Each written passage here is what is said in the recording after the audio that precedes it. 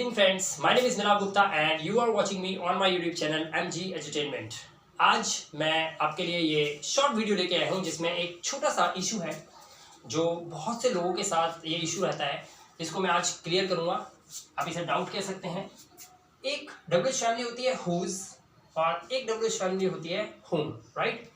whose का मतलब होता है किसका, राइट, एंड whom जिसका मतलब होता है किसको। अगर इसके साथ टू अप्लाई करते हैं तो टू whom किसको, और अगर हम लगाते हैं with whom तो किसके साथ। तो आज का टॉपिक जो हमारा है वो है whose और with whom। टू whom को हम कवर नहीं करेंगे इस वीडियो के अंदर, क्योंकि टू whom से हम एक्शन के सेंटेंसेस क्रिएट करते हैं, राइट। तो एक्शन के सेंटेंसेस, जैसा कि मैंने आपको बताया, हम नो एक्शन सेंटेंसेस कर रहे हैं। मेरी सारी वीडियोस अभी नो एक्शंस पे चल रही हैं। मैं एक आप कह सकते हैं एक कोर्स के तरीके से मैं अपनी वीडियोस को बना रहा हूं, ताकि ये कोर्स के तरीके से अगर कोई इन वीडियोस को देखता है, धीरे धीरे सीखेगा स्टेप बाय स्टेप, तो उसको पहले नो एक्शन की सारी वीडियोस मिलेंगी और वो नो एक्शन को अच्छे से समझ पाएगा। क्योंकि मेरा मानना है नो एक्शन सेंटेंसेस अगर किसी को बोलने नहीं आते, वो एक्शन सेंटेंसेस यानी कि टेंसेस, मोडाल्स और स्ट्रक्चर्स वगैरह के बारे में तो आप भूल जाइए कि वो बोल पाएगा या आप बोल पाएंगे। आपको पहले नो एक्शन के बारे में जानना होगा, सिंपल सेंटेंसेस के बारे में जानना होगा। अगर आप इस पे अपनी कमांड बना लेंगे तो एक्शन सेंटेंसेस समझ आने लग जाएंगे और आप उनको भी क्रिएट कर सकते हैं अपने माइंड के अंदर, राइट। तो चलिए शुरू करते हैं इस क्लास को बिना टाइम वेस्ट किए। ये है whose का मतलब होता है किसका। तो पहले हम इसको टारगेट करते हैं कि how to frame the sentences with the help of whose, right. देखिए, मैं एक हिंदी का सेंटेंस लिखता हूं, जैसे वह किसकी कार है। अब इस सेंटेंस में देखिए, हमने किसका, किसकी और किसके यानी कि whose का यूज किया है। वह किसकी कार है। इसकी अगर हम इंग्लिश बनाएंगे तो हम इंग्लिश बनाएंगे, पहले हम whose लिखेंगे, whose।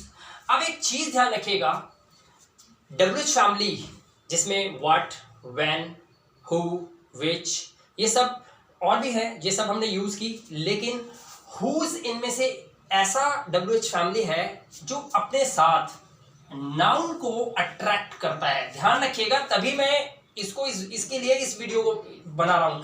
ये किसका यानी कि ये जो whose है, ये हमेशा अपने सेंटेंस के अंदर जिस सब्जेक्ट के बारे में आप बात कर रहे होगे, जो भी ऑब्जेक्ट होगी उसको ये अपनी तरफ अट्रैक्ट करता है। यानी कि वह किसकी कार है, इसकी इंग्लिश ऐसे नहीं बनेगी। पहले मैं बताऊंगा कैसे नहीं बनेगी। देखिए, whose is car this, आप इसको ऐसे नहीं बना सकते, ये एक रॉन्ग मेथड है, राइट।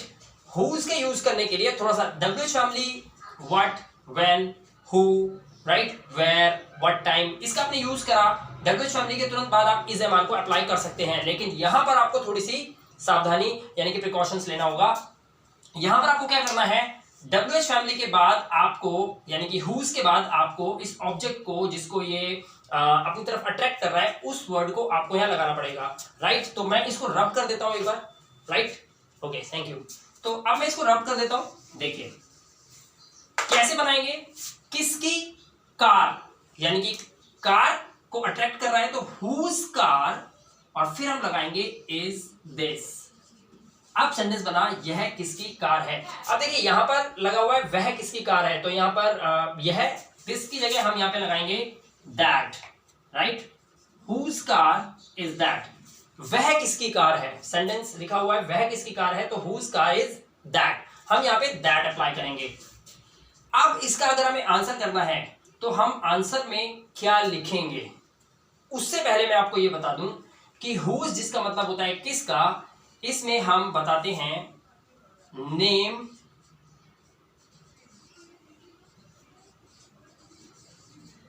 कॉन्टैक्ट पर्सन, यानी कि इसमें हम नेम कॉन्टैक्ट पर्सन बताते हैं।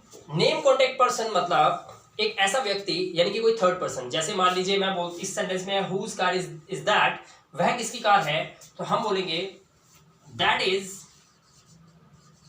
is रोहन्स कार, यानी कि वह रोहन की कार है।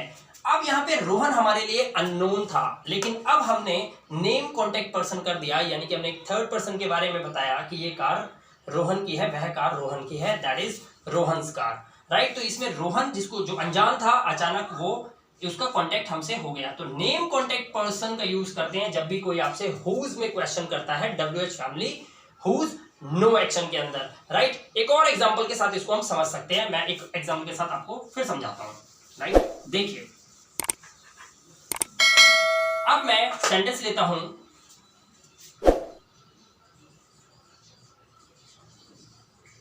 हुज फादर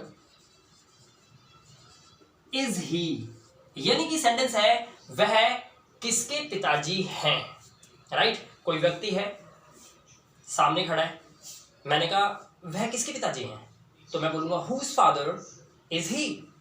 तो यहां पर हम क्या जानना चाहते हैं, हम नेम कॉन्टेक्ट पर्सन करेंगे कि वह किसके पिताजी हैं। तो हमें नाम बताना पड़ेगा लेकिन नेम कॉन्टेक्ट पर्सन करेंगे कैसे, हम बोलेंगे ही इज, और यहां पर हमें उस व्यक्ति का नाम बताना पड़ेगा जिसको कांटेक्ट में लाके मैं आपको बताऊंगा किसके पिताजी हैं। तो whose father is he is dash father. अब फादर किसके हैं, मान लीजिए मैंने बोला he is Milap's father. Whose father is he, यहां पर हम रिप्लाई करेंगे ही इज मिलाप्स फादर, यानी कि नेम कॉन्टेक्ट पर्सन में हमने मिलाप को यहां इस सेंटेंस में आंसर में ऐड कर दिया, राइट। तो इस तरह से हम हुज फादर इज ही का रिप्लाई करेंगे नेम कॉन्टेक्ट पर्सन को ऐड करके। तो इसी तरह से हमने हुज का रिप्लाई करना सीख लिया है। जब भी आप हुज का रिप्लाई करेंगे तो उसमें आप नेम कॉन्टेक्ट पर्सन का यूज करेंगे। जैसे मैं आपको एक एग्जांपल बताता हूं, मान लीजिए मैं सेंटेंस बोलता हूं, एक क्वेश्चन करता हूं, Whose brother are you? मैंने आपसे क्वेश्चन करा Whose brother are you? आप किसके भाई हैं? तो आप मेरे को जब आंसर करेंगे, आप मुझे रिप्लाई करेंगे तो आप मुझे बताएंगे कि I am मोहित्स ब्रदर, मैं मोहित का भाई हूं। तो अभी आपको और मेरे बीच में, आपके और मेरे बीच में जो संपर्क हुआ वो एक थर्ड पर्सन का हुआ, जो कि मोहित नाम आपने मुझे बताया, मोहित से इंट्रोड्यूस करवाया। तो इसमें हम नेम कॉन्टेक्ट पर्सन बताकर किसी थर्ड पर्सन को इंट्रोड्यूस करवा देते हैं सेंटेंस के अंदर, राइट। तो आई होप कि आपको ये समझ में आ गया होगा। तो चलिए अब हम अगला टारगेट लेते हैं। हमारा अगला टारगेट है विद हुम। विद हुम को हम सेंटेंस के अंदर कैसे यूज करते हैं, राइट। तो चलिए विद हुम की तरफ चलते हैं।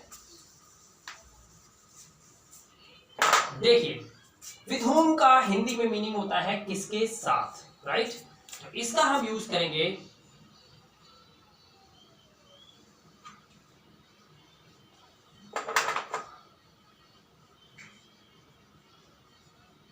with whom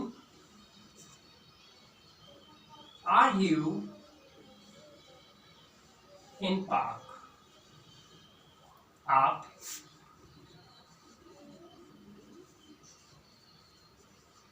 किसके साथ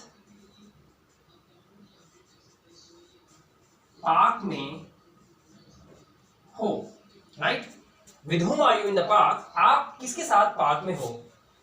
इसमें हमें क्या करना है, इसमें हम विद whom यानी कि आप किसके साथ हो पार्क के अंदर, तो आप बताएंगे कि मैं I am in the park with my father, I am in the park with my sister, I am in the park with my mother, यानी कि आप इसमें किसी व्यक्ति का नाम बता देंगे। तो हम इसमें आंसर क्या करेंगे, I am in the park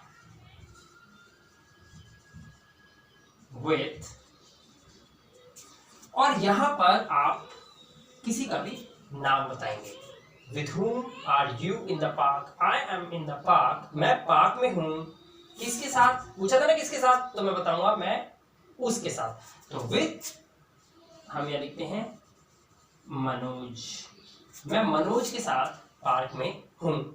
एक चीज याद रखना है आपको, आपने देखा मेरी WH फैमिली के अंदर मैं is am are का यूज कर रहा हूं, यानी कि प्रेजेंट टेंस होगा, और इसमें कोई वर्ब नहीं है क्योंकि नो एक्शन का सेंटेंस है।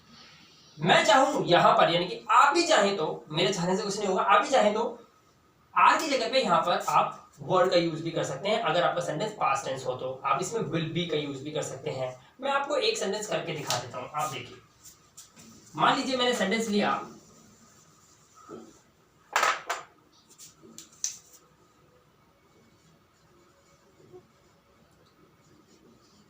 whom were you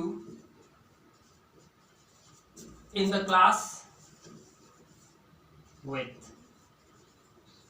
अब आपके दिमाग में एक सवाल और आ रहा होगा कि मास्टर जी ने ये क्या कर दिया, यहां तो whom लिख दिया, विद वहां ले गए। तो मैं आपको एक डाउट क्लियर कर दूं कि विद हुम में आप चाहें तो विद को फ्रंट में रख के सेंटेंस के बिल्कुल फ्रंट में रख सकते हैं और लास्ट में क्लास के बाद आप क्वेश्चन मार्क लगा सकते हैं, राइट।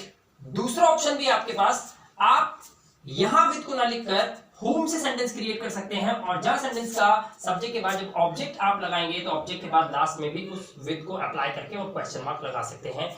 ये सेंटेंस के लास्ट में विद लग सकता है, सेंटेंस के बिल्कुल फ्रंट में विद लग सकता है, ये आपकी मर्जी है, it is up to you, right. तो मैंने यहां पर मैं अगर बोलूंगा with whom were you in the class, then it is also okay, right? And if I say whom were you in the class with, तो भी सेंटेंस गलत नहीं होगा, राइट। तो आप बिल्कुल ना घबराएं, आपके अकॉर्डिंग आप यहाँ पर इसको यहाँ कंफर्टेबल लगता है तो यहाँ अप्लाई कीजिए, अगर आपको यहाँ कंफर्टेबल लगता है यहाँ अप्लाई कीजिए। तो चलिए मैं इसको यहाँ पर अप्लाई नहीं करना चाहूंगा, तो मैं चाहता हूं कि ये विद हमारा यहाँ पर शो हो, तो मैंने ये विद यहाँ पर शो किया है, राइट। तो हमारा जो क्वेश्चन है वो है whom were you in the class with, आप क्लास में किसके साथ थे, राइट। अब देखिए थे आ गया, इज एम आर मैं यूज कर रहा हूं, ये मैटर नहीं करता, आप वॉज वर यूज कर सकते हैं, विल बी यूज कर सकते हैं, राइट। तो whom were you in the class with, I was in the class with, and again you have to mention somebody's name, right? I was in the class with Ravi, आपने नाम बता दिया जिसके साथ आप हैं, राइट। तो इस तरह से हम विद whom का भी रिप्लाई कर सकते हैं, किसी का नाम बताकर या जिसके साथ आप हैं उस व्यक्ति या उस पर्टिकुलर चीज का नाम बताकर। तो आई होप कि आपको आज डिफरेंस पता चल गया होगा। हुज का रिप्लाई करते हैं, हुज किस तरह से ऑब्जेक्ट को अट्रैक्ट करता है, तो हुज का सेंटेंस बनाने से पहले हमें थोड़ी सी सावधानी बरतनी होती है। विद whom के केस में हम किसके साथ, हम इसमें नाम बताकर सेंटेंस का आंसर इजीली दे सकते हैं। मैं चाहता हूं कि मैं आपको इतने सरल शब्दों में, इतने सरल तरीके से WH फैमिली को आपके ब्रेन में फिट कर दूं कि जब कभी लाइफ में कोई भी आपसे क्वेश्चन करे WH फैमिली में, तो आपका आंसर 101% एकदम फिट और एकदम एक्यूरेसी के साथ जाना चाहिए, राइट। तो विद whom का रिप्लाई कैसे करेंगे आपको पता चल गया, एंड हुज का किस तरह से करेंगे आपको पता चल गया। इसी तरह से मैं छोटी छोटी वीडियोस बनाता रहूंगा और WH फैमिली, मैं चाहूं तो एक बड़ी वीडियो बनाकर सारे WH फैमिली में उसमें आपको क्लियर कर सकता हूं, लेकिन मैं ऐसा नहीं कर रहा। मैं छोटी छोटी शॉर्ट वीडियोस इसीलिए बना रहा हूं ताकि आप एक एक टॉपिक को बहुत ही केयरफुली उसको समझ सकें और उसको डीप से समझ सकें, अंडरस्टैंड कर सकें और उसके बाद बिना कोई गलती करे उसका रिप्लाई कर पाए। तो चलिए मिलते हैं आपसे अगली वीडियो के साथ। तो इस वीडियो को यहीं समाप्त करते हैं। अपना ध्यान रखिएगा, सेफ रखिएगा। वीडियो अच्छी लगे तो उसको सब्सक्राइब जरूर कीजिएगा और बेल आइकन बटन को प्रेस करना मत भूलिएगा ताकि सभी नोटिफिकेशंस आपके मोबाइल फोन पे आपको घर बैठे मिलती रहे। Thank you very much, have a good day.